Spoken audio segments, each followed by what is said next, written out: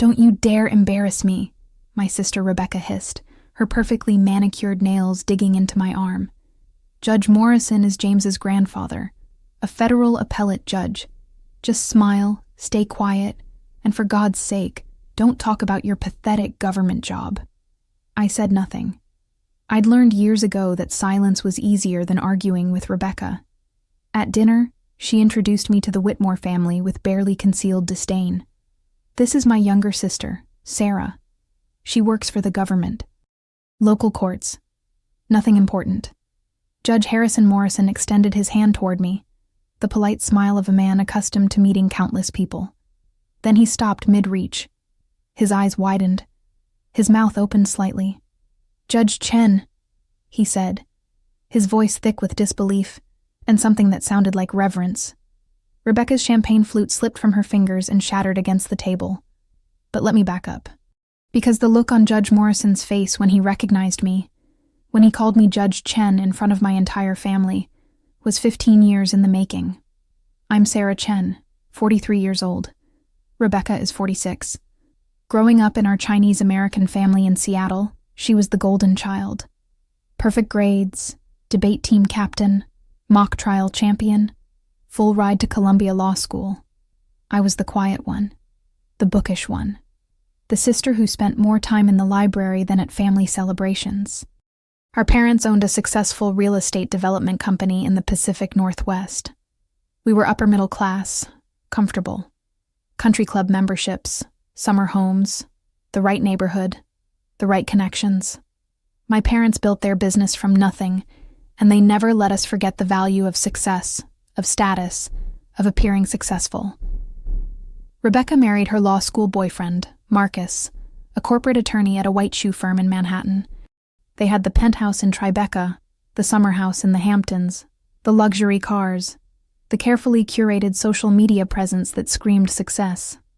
Every Instagram post was a calculated display of wealth and achievement. I went to law school, too. Not Columbia like Rebecca wanted. Not Harvard or Yale or Stanford. I went to the University of Washington, took out substantial loans, worked nights and weekends as a paralegal to pay rent and buy groceries. Rebecca told everyone I couldn't hack it at a real law school, that I didn't have what it took to compete at her level. After graduation, I clerked for a federal district court judge in Seattle. It was an honor, a prestigious position that most law students would kill for. Rebecca laughed when I told her. "A clerk? Sarah, that's basically a glorified secretary. I thought you wanted to be a real attorney, not someone who fetches coffee and files papers." I didn't correct her.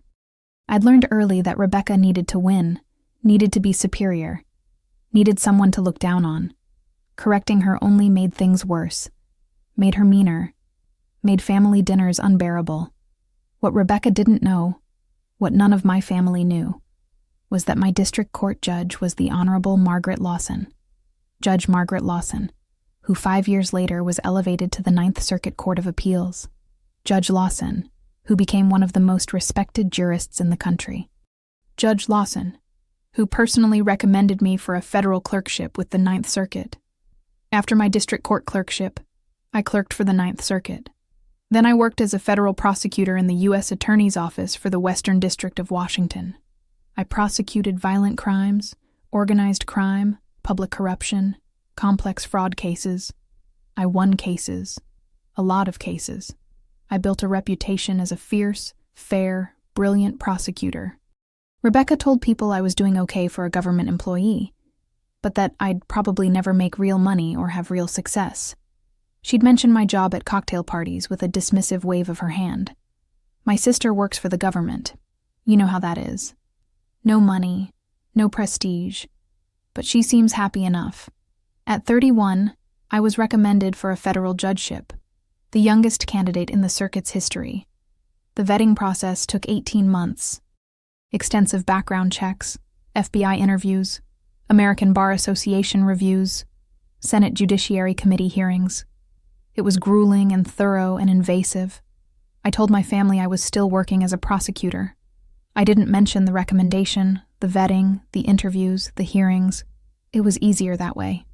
Rebecca was busy planning her second wedding during my Senate confirmation hearings.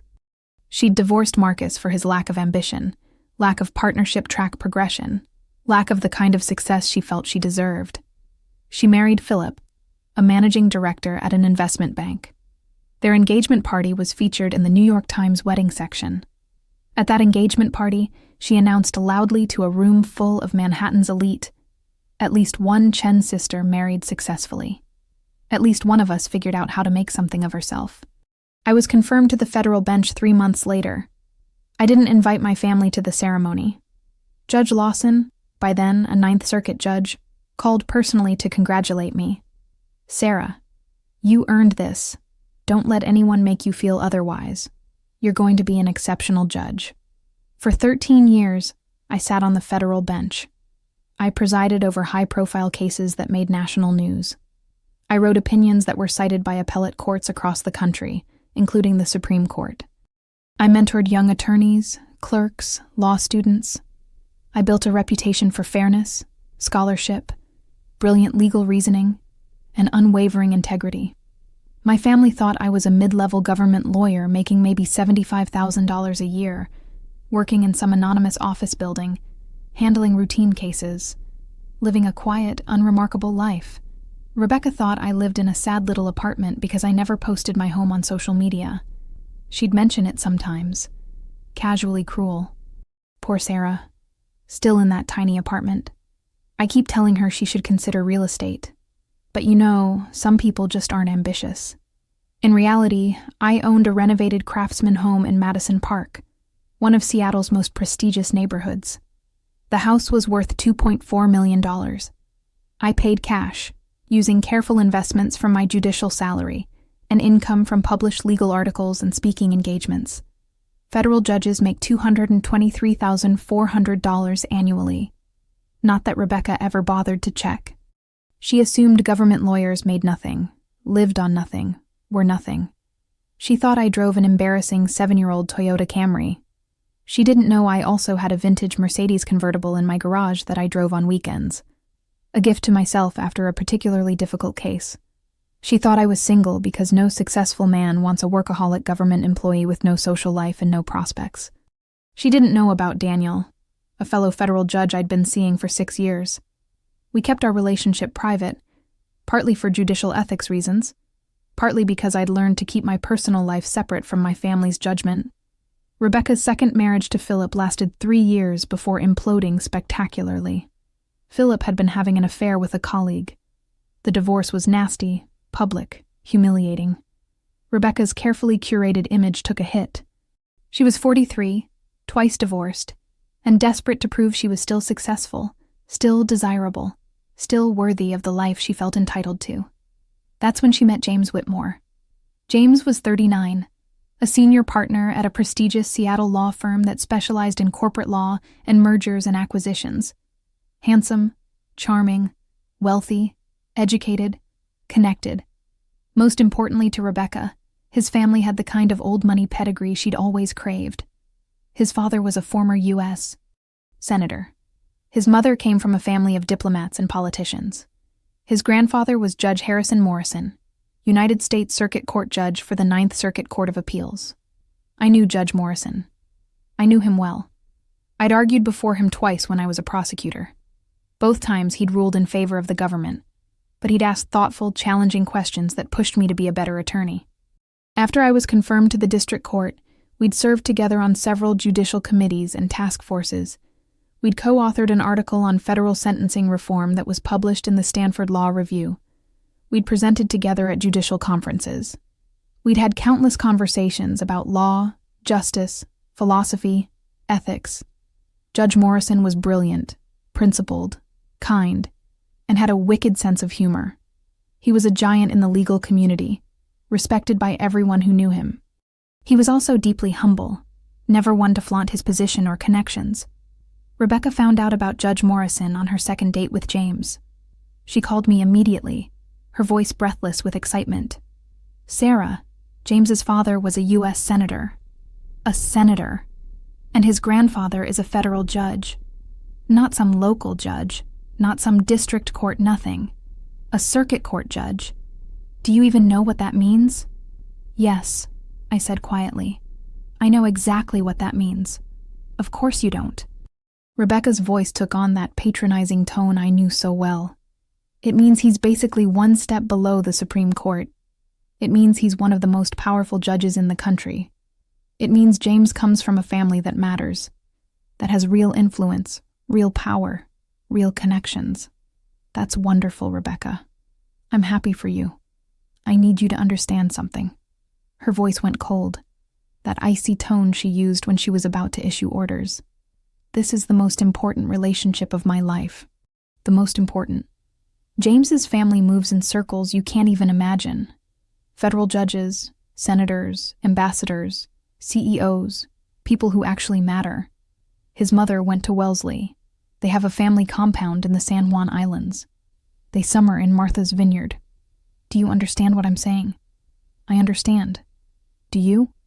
Because I can't have you embarrassing me, Sarah.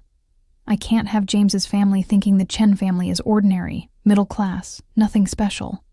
I can't have them meeting you and thinking we're just average people. I said nothing. You're going to meet them eventually. It's inevitable. When you do, I need you to understand how to behave. Don't talk about your job too much. Don't mention you work for the government. If anyone asks what you do, just say you're in law. That's technically true. Keep it vague. Change the subject quickly. Okay, Rebecca. And for God's sake, buy some decent clothes. None of your clearance rack blazers or whatever sad things you wear to your government office. Get something nice. Something that doesn't scream poverty and failure. The next 8 months were fascinating to watch from a distance. Rebecca threw herself into becoming worthy of the Whitmore family, with an intensity that was almost manic. She joined the boards of 4 different charities, prestigious organizations where she could rub shoulders with Seattle's elite. She started attending gallery openings, wine tastings, symphony fundraisers, opera premieres. She hired a personal stylist who charged $5,000 a month. Her Instagram became a carefully curated display of sophisticated dinner parties, cultural events, charity galas, all designed to showcase her transformation into the kind of woman who belonged with James Whitmore. She called me once a month with breathless updates, each one a subtle reminder of how far she'd risen and how far beneath her I remained. James's mother mentioned they vacation in Nantucket, Sarah. I'm learning everything about Nantucket. Did you know there's a social hierarchy even within Nantucket? Different beaches mean different things. Of course you didn't know that. Why would you? James's father knows 3 current senators personally. 3. They have dinners together. Can you imagine? My future father-in-law casually has dinner with United States senators. I met James's sister, Caroline. She's a partner at a venture capital firm, a named partner, Sarah. She manages a $400 million fund. $400 million. She's 35 and she's managing that kind of money. That's real success. I listened. Said congratulations. That's wonderful. I'm happy for you. Went back to my life. In my world, I was presiding over cases that shaped federal law. In March, I presided over a massive public corruption trial that made national headlines. A state legislator, 2 city council members, and 4 developers, all accused of a bribery and kickback scheme that had defrauded the city of millions of dollars. The trial lasted 6 weeks. My courtroom was packed every day. My rulings were covered by the Seattle Times, the New York Times, the Washington Post, NPR, every major legal publication. Rebecca never mentioned it. She didn't read legal news. She didn't follow federal courts. She had no idea. In April, I was asked to speak at a Harvard Law School symposium on judicial ethics and decision-making. Judge Morrison was the keynote speaker. We had dinner with several other federal judges the night before the symposium, a small gathering at an Italian restaurant in Cambridge. Sarah, Judge Morrison said over coffee after dinner, I keep meaning to ask, any relation to a Rebecca Chen in Seattle? My grandson James is engaged to a Rebecca Chen. Corporate attorney, I think he said.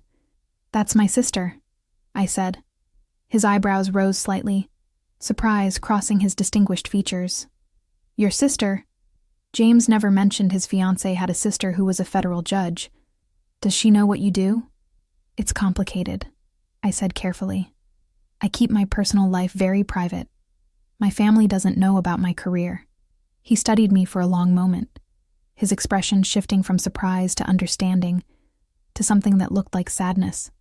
"Your family doesn't know you're a federal judge." "No, sir. That must be incredibly difficult." I shrugged. "It's easier this way. My sister needs certain things to be true about me to feel successful. Letting her think I'm unsuccessful, ordinary, unremarkable means she's happy. Everyone wins." Judge Morrison frowned, setting down his coffee cup. "That's not winning, Sarah. That's hiding. That's making yourself small so someone else can feel big. With respect, Your Honor, it's surviving.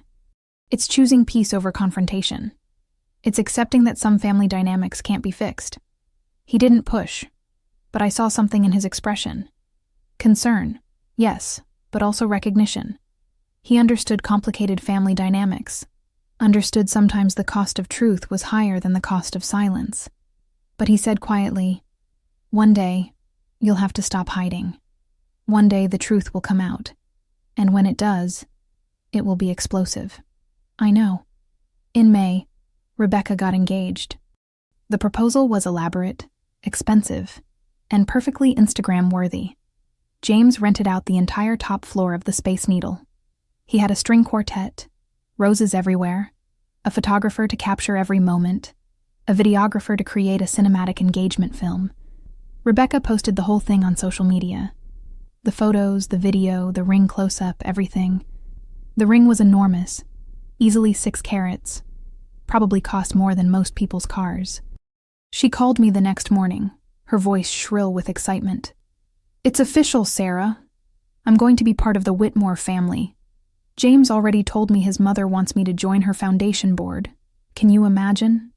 Me on a board with senators' wives, judges' wives, ambassadors' wives. That's wonderful, Rebecca. I'm really happy for you. We're having an engagement dinner next month. Small, intimate, just immediate family. Which means..." She paused, and I heard the shift in her tone. "I need you to come." "Of course I'll come. But Sarah, I need you to understand something. This isn't like our family dinners. These aren't normal people. These are sophisticated, educated, powerful people. Judge Morrison has clerked for the Supreme Court. His wife studied at Oxford. They move in circles where everyone has accomplished something significant. I understand. Do you? Really? Because I need you to grasp what's at stake here. These people are not going to understand your lifestyle choices. The government job, the lack of professional success, the fact that you're still single at 43, still living in that apartment, still driving that old car. I'll be on my best behavior," I said. "I need more than that. I need you to be invisible. Don't talk about work. Don't mention money. Don't bring up anything about your life. Just smile, be polite, and let me handle all the conversation. Can you do that?" "Yes. Because I swear, Sarah, if you embarrass me in front of James's family, if you make them think less of us, if you ruin this for me, I will never forgive you. Never." "I understand, Rebecca." "Good. I could have told her then. Should have. Maybe. Could have said, 'Rebecca, I'm a federal judge. I know Judge Morrison. We've worked together for years.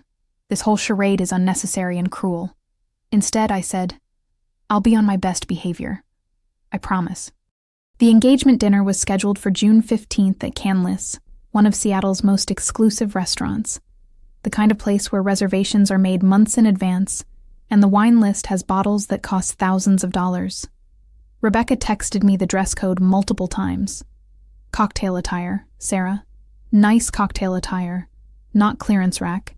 Not something you found at TJ Maxx. Nice." "I have nice clothes," I texted back. "I'm serious. James's mother will be wearing Chanel. His sister will probably wear something from a designer I've never even heard of. You need to at least look like you belong in the same room with these people. I'll dress appropriately." I wore a navy silk Armani dress from my closet, a dress I'd bought for judicial conferences and formal legal events. Understated, elegant, perfectly tailored. Pearl earrings, a gift from Daniel. Subtle makeup, classic pumps. I drove the Camry because I knew Rebecca would be watching the parking lot, probably standing at the window to see what I arrived in, ready to judge, ready to be disappointed. I arrived exactly on time. Not early, not late. Exactly 7 o'clock. Rebecca was already there, standing near the entrance in a white Tom Ford dress that probably cost $8,000. Her hair was professionally styled. Her makeup was flawless. She looked beautiful and desperate and terrified all at once. She grabbed my arm the moment I walked through the door, her fingers digging in hard enough to leave marks. "You're here. Good. Okay. Listen carefully. Judge Morrison and his wife aren't here yet. James's parents are running late. This gives me time to brief you." "Brief me?" "Yes." Her voice was urgent, frantic. "When they arrive, let me do all the talking. All of it. Don't volunteer information about yourself. Don't answer questions with more than a few words. If anyone asks what you do, just say law and immediately change the subject. Ask them questions. Get them talking about themselves. Understand? I understand. And please, please, for the love of God, don't mention that apartment of yours. Don't mention your car. Don't mention anything about money or your lack of it. James's sister drives a Tesla Model X. His mother has a Mercedes S-Class. They don't need to know you're barely scraping by." I almost laughed. Almost told her right then that my sad little apartment was a craftsman mansion worth more than her Tribeca penthouse. That my garage Mercedes was a vintage classic I preferred to new luxury cars because I appreciated craftsmanship over status. Instead, I said simply, "I'll be discreet." "Thank you." She exhaled, released my arm. "This is so important to me, Sarah. This family, this life, it's everything I've worked for. Everything. I can't have anything go wrong." "I know." "Do you? Do you really understand? This isn't just a dinner. This is my future. This is me finally becoming someone who matters. Someone important. Someone worthy." Our parents arrived then, interrupting whatever else she was going to say. Dad wore his best suit, the one he wore to important business meetings. Mom wore pearls and a conservative dress, her hair perfectly styled. They hugged Rebecca warmly, told her how beautiful she looked, how excited they were. They nodded at me politely. A brief acknowledgement. Nothing more. "Sarah," Mom said, her voice taking on that careful tone she used when she was about to criticize me. "Victoria told us about James's family. Very impressive people. Very accomplished. Please don't talk about your job too much. We don't want them thinking we're ordinary." "I won't," I said. "And try to be engaging," Dad added. "Ask questions. Show interest. Don't just sit there quietly like you usually do. I'll make conversation." Then James arrived with his family, and everything changed. Judge Harrison Morrison looked exactly as he did in court, exactly as he looked at judicial conferences. Tall, distinguished, silver-haired, with the kind of commanding presence that came from decades of authority and wisdom. He wore a perfectly tailored dark suit. His eyes were kind and intelligent. His wife, Eleanor Morrison, was elegant in a classic Chanel suit, pearls, the kind of understated wealth that didn't need to announce itself. She had the graceful bearing of someone born into privilege who wore it comfortably. James's parents were equally polished. Senator Whitmore, retired now, still had the charisma of a career politician. His wife, Diana, had the refined elegance of a diplomat's daughter. Caroline, James's sister, wore a sharp designer pantsuit and had the confident air of someone who'd made her first million before 30 and her first 100 million before 35. James made introductions, his voice warm and proud. Grandfather, grandmother, Mom, Dad, Caroline, this is Rebecca's family. Her parents, Robert and Linda Chen, and her sister Sarah. Rebecca jumped in immediately, her voice artificially bright. "My younger sister. She works in law, government law, local level. Nothing too exciting." She said it with that dismissive inflection, that subtle emphasis that communicated clearly. "Don't ask about her. She's not important. She's not worth your time." Judge Morrison extended his hand to my father first. "Robert, pleasure to meet you. Thank you for raising such an accomplished daughter." My father beamed. clearly thinking Judge Morrison meant Rebecca. Then Judge Morrison turned to me. Our eyes met. I saw the exact moment recognition hit. Saw his eyes widen. Saw his expression shift from polite greeting to genuine shock, to something that looked almost like joy. "Judge Chen," he said, his voice suddenly thick with emotion. His hand was still extended toward me, frozen in midair. The restaurant noise seemed to fade. Rebecca's champagne flute slipped from her fingers and shattered against the table, glass and liquid everywhere. "What?" Rebecca's voice was sharp, confused. "What did you call her?" Judge Morrison stepped forward, ignoring everyone else, focusing entirely on me. "Judge Sarah Chen. After all these years of working together, I had no idea you were Rebecca's sister." The table went absolutely silent. "Working together?" My mother's voice was faint. Judge Morrison smiled at me, that warm smile I knew from judicial conferences and committee meetings. "Sarah and I have served on multiple judicial panels together. We co-authored an article on sentencing reform. She's one of the finest legal minds I've had the privilege of working with." Rebecca had gone completely white. Her mouth opened and closed, but no sound came out. "Judge?" my father repeated, as if the word was foreign. "I'm a federal judge," I said calmly, clearly. "United States District Court for the Western District of Washington. I've served on the bench for 13 years. The silence stretched so long it became painful. Then my mother laughed. A high, nervous, disbelieving sound. "Sarah, that's not funny. This isn't the time for jokes." "I'm not joking." "But you're a prosecutor," Dad said. "You told us you work for the government as a prosecutor." "I was a prosecutor. 13 years ago. Before I was appointed to the federal bench." "Appointed," Eleanor Morrison said quietly, "by the President of the United States. Confirmed by the United States Senate. It's not a position you apply for. It's an honor bestowed." Rebecca's hands were shaking. She turned to James, her voice desperate. "Did you know about this? Did you know she was lying?" "I didn't lie," I said. "I told you I worked in federal law. I do. You assumed I was low level. I didn't correct you." Judge Morrison was watching this unfold with that same expression he wore in court when a witness was impeaching themselves, when the truth was revealing itself in real time.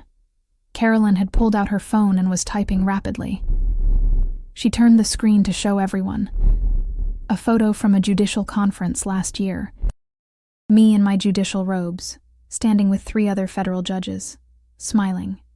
"Judge Sarah Chen, United States District Court," Caroline read aloud. "Confirmed March 2011. Age 31. Youngest federal judge in the circuit's history." My mother grabbed the phone, her hands trembling. "That's you. That's you in judge robes." "Yes, but you never said." She looked at Rebecca accusingly. "Did you know about this?" "Of course I didn't know." Rebecca's voice was rising, getting shrill. "She lied. She's been lying to all of us for 13 years. "I never lied," I repeated. "I said I worked in federal criminal law. That's true. I preside over federal criminal cases. You assumed I was a secretary, a clerk, a low-level government employee. You told me not to talk about my job. You told me not to embarrass you. When exactly was I supposed to correct your assumptions?" Judge Morrison cleared his throat gently. "Perhaps we should all sit down." We sat. The large round table suddenly felt too small. Victoria positioned herself between James and his parents, deliberately placing me at the far end between Caroline and my father. The first course arrived. Nobody touched it. James's father, the former senator, finally spoke. "Judge Chen, I have to say this is quite a surprise." James never mentioned his fiancée's sister was a federal judge. James looked genuinely shocked. "I didn't know. Rebecca never told me. She just said her sister worked for the government." Rebecca's face was red. "Because I didn't know. How was I supposed to tell him something I didn't know? You could have asked me about my job," I said quietly. "In 13 years, you never once asked about my work." "Not once." "That's not true," she protested weakly. "When was the last time?" I pressed. "When was the last time you asked me about a case I was working on? About my day? About anything professional in my life? Silence. You called me a clerk. I continued. You said I was basically a secretary. You told people I couldn't hack it as a real attorney. When exactly was I supposed to correct you? When you were mocking me at family dinners? When you were posting on Instagram about how grateful you were to be successful while others settled for ordinary? I didn't mean, Rebecca started. You did mean it. You needed it to be true.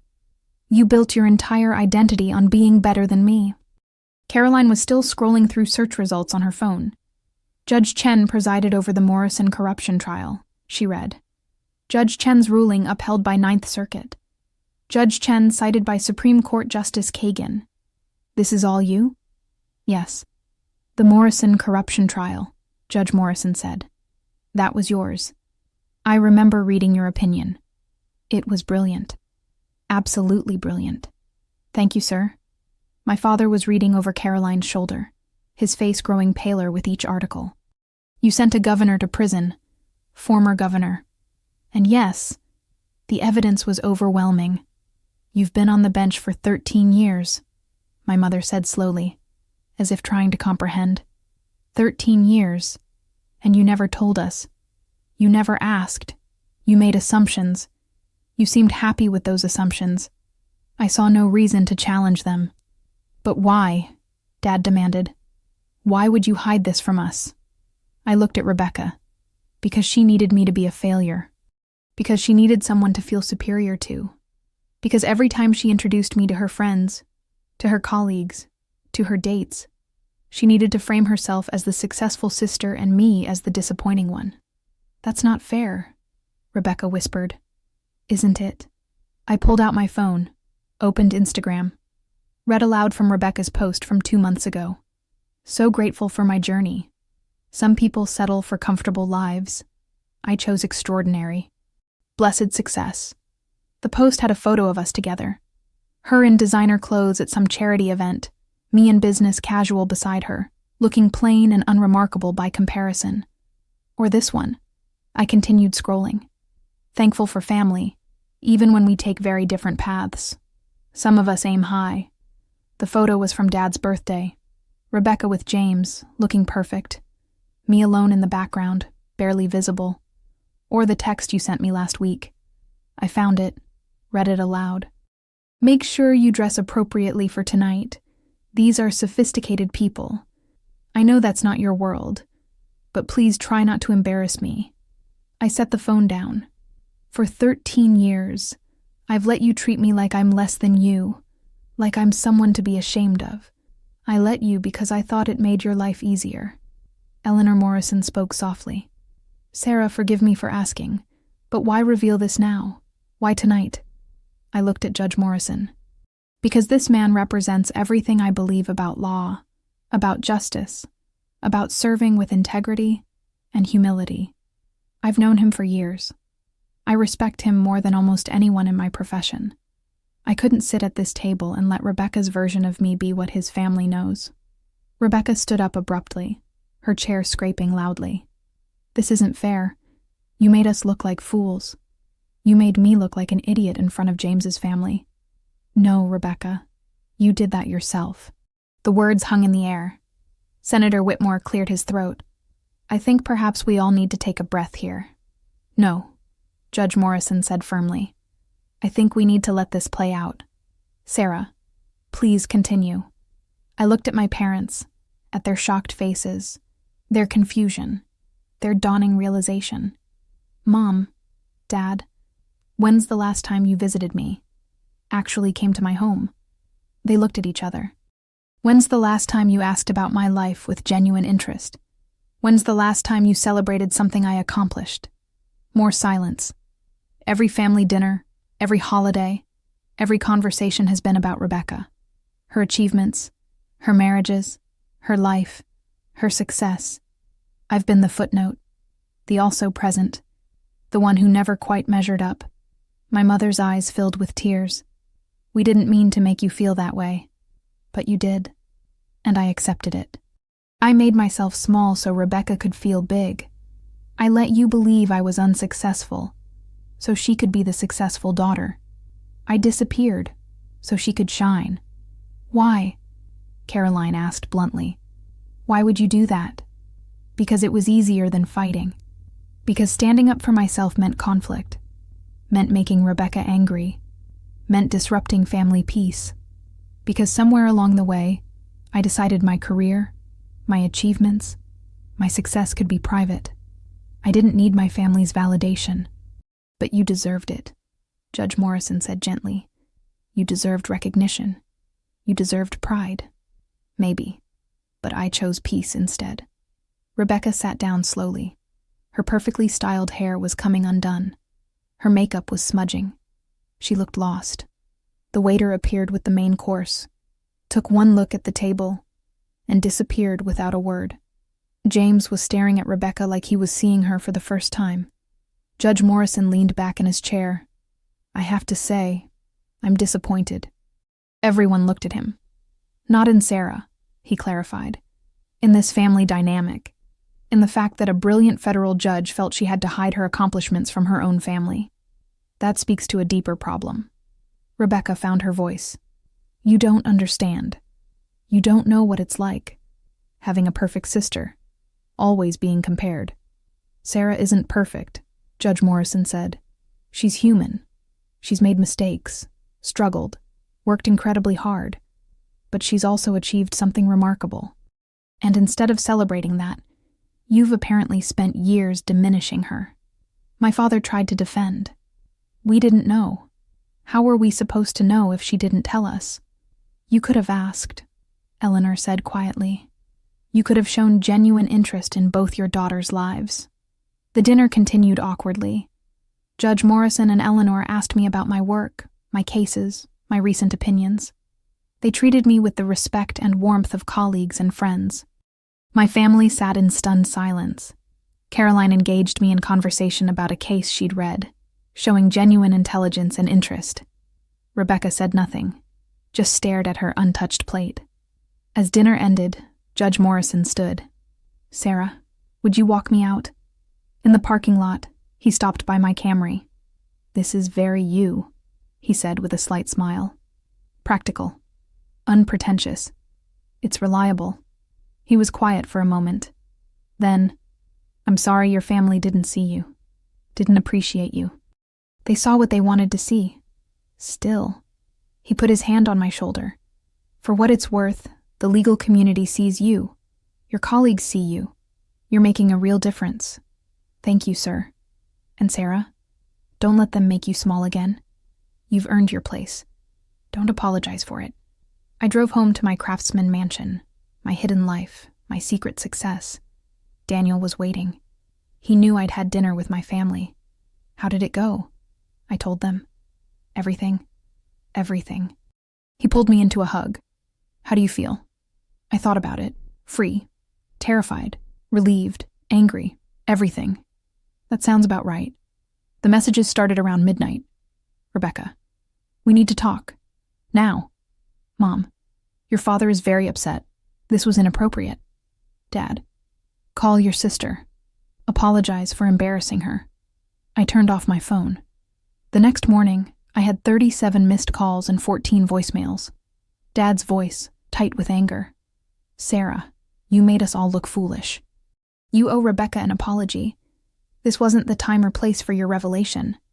Mom, crying. I don't understand why you kept this secret. We could have been so proud. Why would you hide this from us? What did we do wrong? Rebecca hysterical. James is reconsidering everything. His family thinks I'm a horrible person. You've destroyed my life, Sarah. You've destroyed everything I worked for. I hope you're happy. And then, surprisingly, Sarah, it's Caroline Whitmore.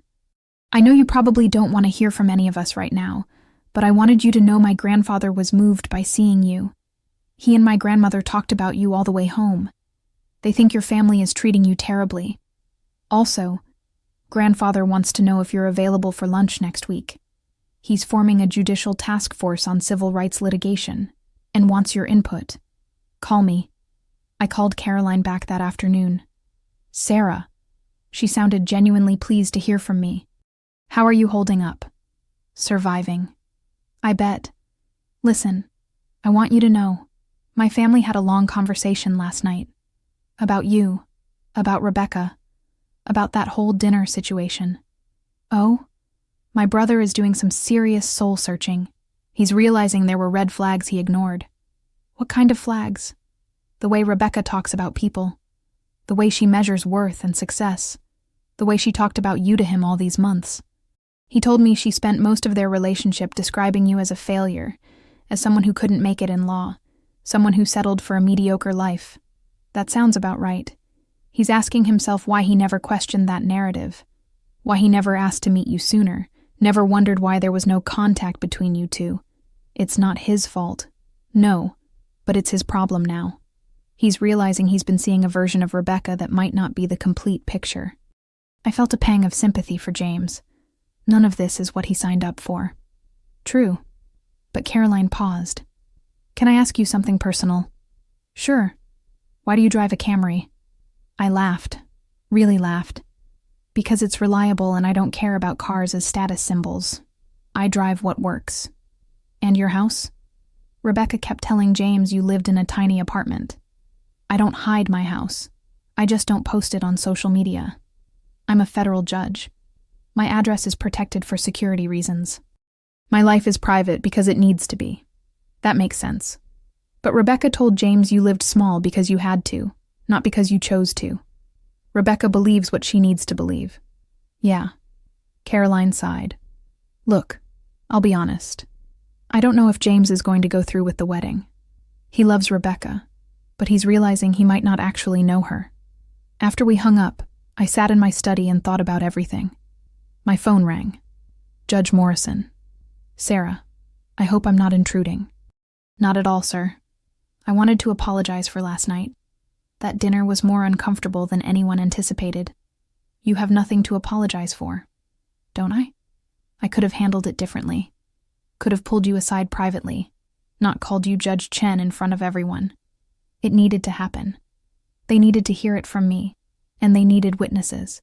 He was quiet for a moment. Eleanor and I talked for hours last night. About you, about your family, about that whole situation. I'm sorry you got dragged into family drama. Don't be. We've known you for years, Sarah. We've always wondered why someone as brilliant and accomplished as you seemed so isolated from family. Now we understand. It's complicated. It's cruel, he said bluntly. What your sister did, what your parents allowed, it was cruel. You deserved better. Thank you. My grandson is in turmoil. He's in love with your sister, wants to marry her. But he's also just discovered that the woman he loves has been cruel to someone I respect immensely. I don't want to come between them. You're not. Rebecca's choices are coming between them. Her cruelty, her need to diminish you, that's on her. He paused. James asked me this morning if I thought Rebecca could change. If someone who spent years tearing down a federal judge to feel superior could become someone different. What did you tell him? I told him that's not my question to answer. But I also told him that anyone who spent 13 years systematically diminishing a sister who was quietly becoming one of the finest judges in our circuit has serious character issues to address. She's not a bad person, I found myself saying. Just deeply insecure. Insecurity doesn't excuse cruelty, Sarah. After we hung up, I sat in my garden with coffee and let myself cry. Not from sadness, from relief. Someone saw me. Really saw me. Valued me. Defended me. 3 weeks passed. I was in chambers reviewing briefs for an upcoming trial when my clerk knocked. Judge Chen, there's a Rebecca Chen in the lobby. She says she's your sister. She doesn't have an appointment. Send her in. Rebecca looked terrible.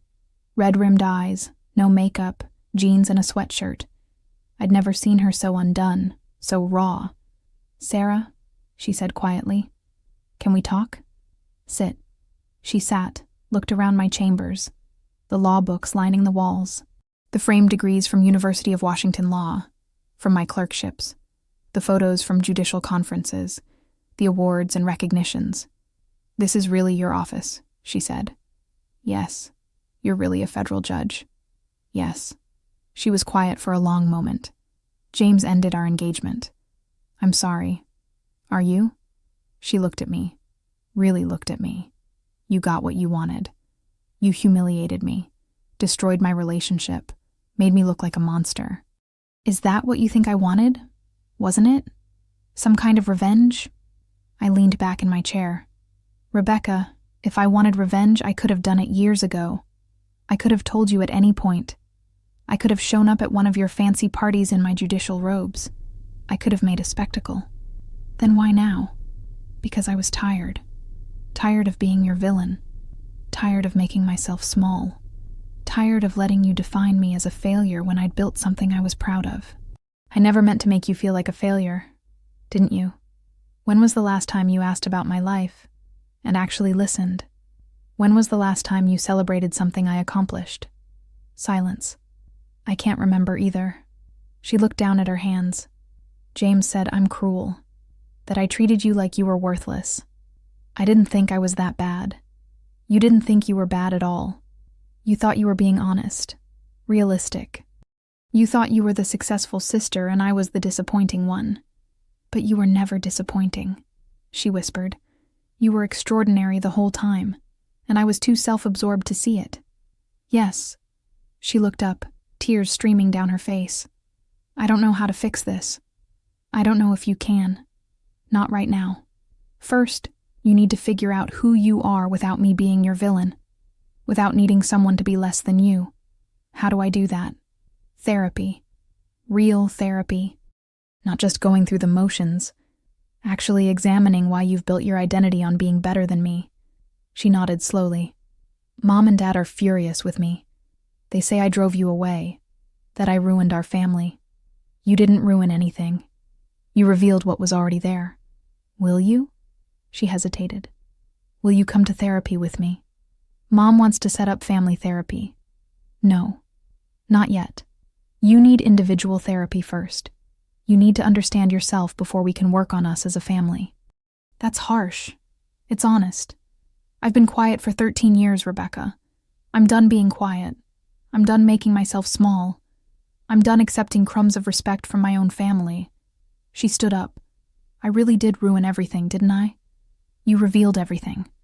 There's a difference. At the door, she turned back. I know you probably don't believe this, but I am proud of you. Federal judge.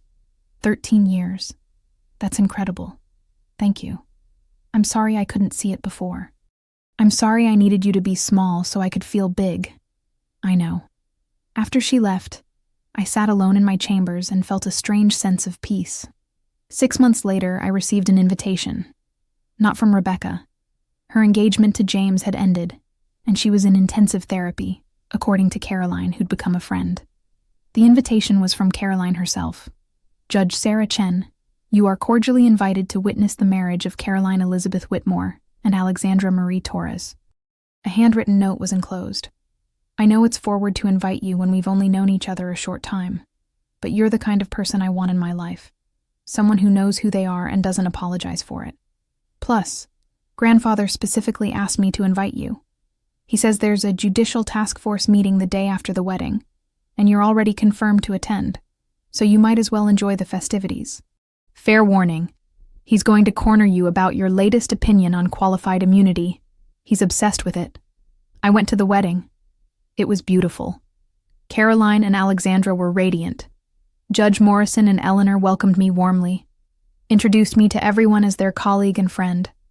I danced at the reception, laughed, felt light. As I was leaving, Judge Morrison pulled me aside. Mark asks about you sometimes. How you're doing. Tell him I'm well. He still feels guilty about Rebecca, about not seeing what was happening. He shouldn't. We see what we're ready to see. Wise words. He paused. Your family, have they come around? Slowly. My parents are trying. Rebecca is doing the work. It's a process. I'm glad. And Sarah? Yes? I'm glad you stopped hiding. The legal community is better for seeing you clearly. 1 year after the dinner, I was in my chambers when my clerk buzzed. Judge Chen, there are Robert and Linda Chen here. They say they're your parents. Send them in. My parents walked in, looking older somehow. Smaller. Sarah, Mom said, your chambers are beautiful. Thank you. "We saw your name in the paper," Dad said. "That ruling on the voting rights case. Everyone's talking about it. It was the right decision." "We're proud of you," Mom said. "We should have said that a long time ago." "Yes, you should have." They flinched but didn't argue. "We want to make things right," Dad said, "if you'll let us try." I thought about it. Looked at them. Really looked at them. "It's going to take time, and it's going to require you to actually see me. Not who you assumed I was. Not who Rebecca told you I was. Me. We want to try," Mom said. "Then let's try. But slowly, carefully, honestly." They nodded. After they left, I texted Daniel. "Family progress. Small steps." He replied, "That's how it starts. Proud of you." I sat in my chambers, in my judicial robes, surrounded by law books and case files and evidence of a career I'd built in quiet, determined privacy. I thought about that dinner, about Rebecca's champagne glass shattering, about Judge Morrison saying my name with such respect and pride. I thought about spending 13 years invisible, making myself small, hiding my light. And I thought about finally being seen. My phone buzzed. A text from an unknown number. "This is James Whitmore. I got your number from Caroline. I hope that's okay. I wanted to say thank you for showing me what I needed to see, even though it cost both of us something valuable. I hope you're well. I hope Rebecca finds her way to healing. And I hope your family sees what Judge Morrison saw all along. Someone extraordinary." I typed back, "I'm very well. Thank you for asking. I hope you find someone who sees you clearly too. It makes all the difference." I set my phone down and looked around my chambers. My space, my career, my hard-earned success. I'd stopped hiding. And it turned out, being seen was worth everything I'd sacrificed to stay invisible. I'm Judge Sarah Chen. I'm 43 years old. I've served on the federal bench for 13 years. And I don't hide anymore.